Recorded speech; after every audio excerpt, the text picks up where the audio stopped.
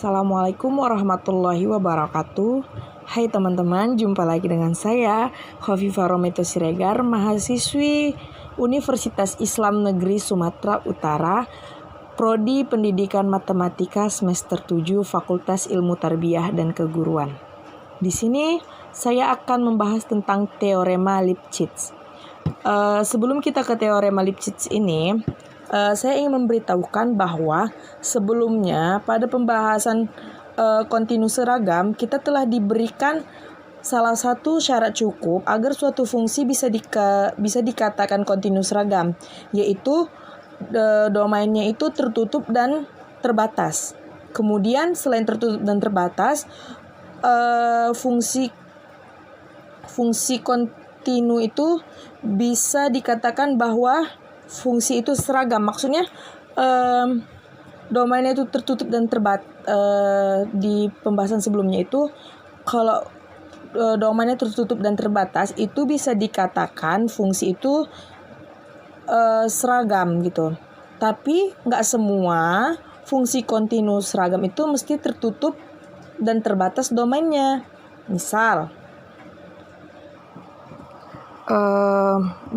nih ya. Misal tuh misal kita punya misal F dari real ke real gitu kan. Dari sini R-nya tak terbatas gitu. Tapi kita didefinisikan misal F X sama dengan 3X. Ini dapat dibuktikan kontinus seragam dengan definisi, tapi tidak memenuhi kontinus seragam gitu. Sebenarnya kita teorema Lipschitz ini kita mengulang yang ditemukan oleh si Rudolf Lipschitz dan dia menemukan syarat cukup yang lain kayak gitu. Makanya timbullah dia teorema Lipschitz gitu. Nah, kita bakalan masuk ke definisinya. Di mana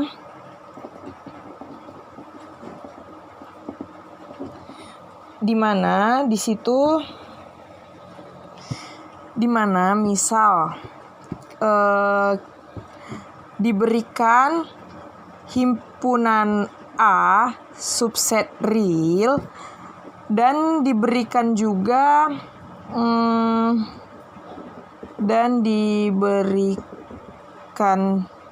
maaf ya teman-teman kalau kita goyang-goyang, soalnya aku ngerekam sendiri nih. Dan diberikan juga fungsi F dari A ke real. Tuh. Baru jika terdapat suatu konstanta K besar dari 0, besar dari 0, maka berlaku mutlak Fx dikurang Fu kecil sama dengan K dikali mutlak X dikurang U. Nah, ini dia definisinya. Maaf ya teman-teman jika videonya goyang-goyang. Di mana untuk setiap X dan U itu elemen A, maka bisa dikatakan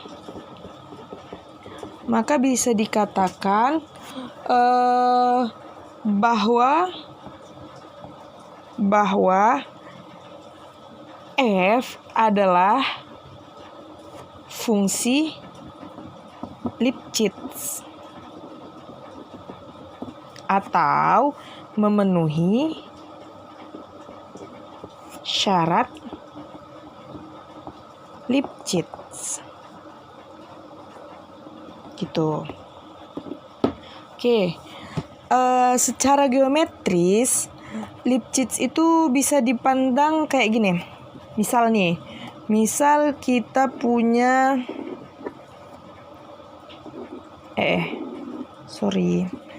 Misal kita punya fx itu sama dengan x pangkat 2.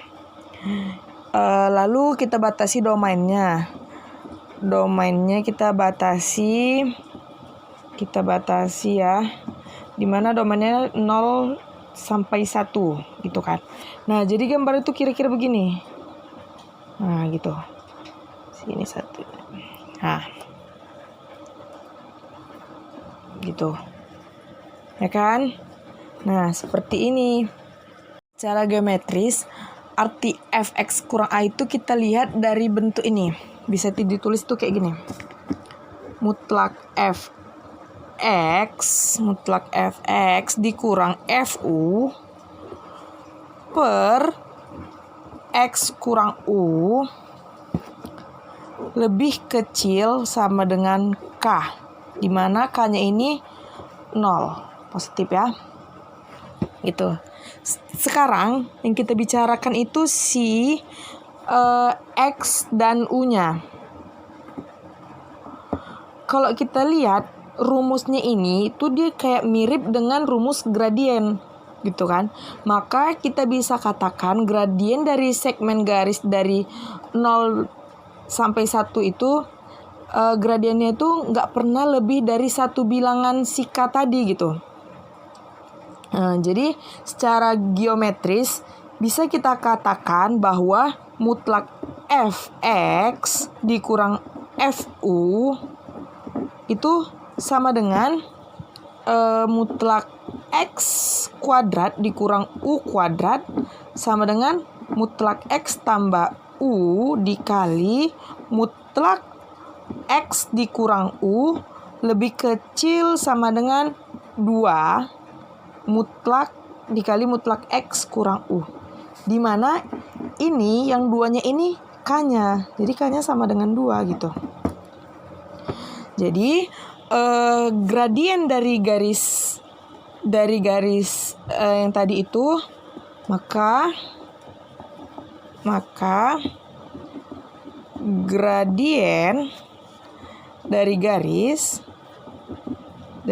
itu sama dengan mutlak fx dikurang mutlak fx dikurang fu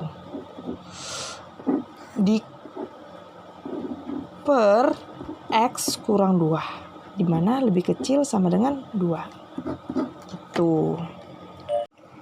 Jadi kita ambil 2 titik 0 dengan 1. Jadi pasti gradien itu sigma garisnya itu nggak bakalan lebih dari 2 gitu loh. Kayak kita ambil nih sini 0 dengan 1 ya kan. Ini sigma garisnya ini nggak bakal lebih dan nggak boleh lebih dari 2 gitu. Misal kita ganti ya. Oke. Kita ganti misal tadi 0 ya. Misal kita ambil 1/2. Di sini 1, terus yang 1/2 setengahnya. Berarti di sininya itu 1/4 karena dia kan karena kuadrat. Kok 1/2? Sini 1/4. Tuh kan? Nah, jadi ini tuh gradiennya itu pasti sini ya. Maka gradiennya itu 1 dikurang 1/4 per 1 dikurang 1/2 gitu kan. Maka sama dengan 3/4 per 1/2. Atau bisa kita bilang itu 6/4. Atau kita sederhanakan lagi itu 3/2 gitu. Nah, dia itu nggak bakalan lebih dari 2 kayak gitu hasilnya. Dia nggak boleh lebih dari k-nya tadi gitu. K-nya.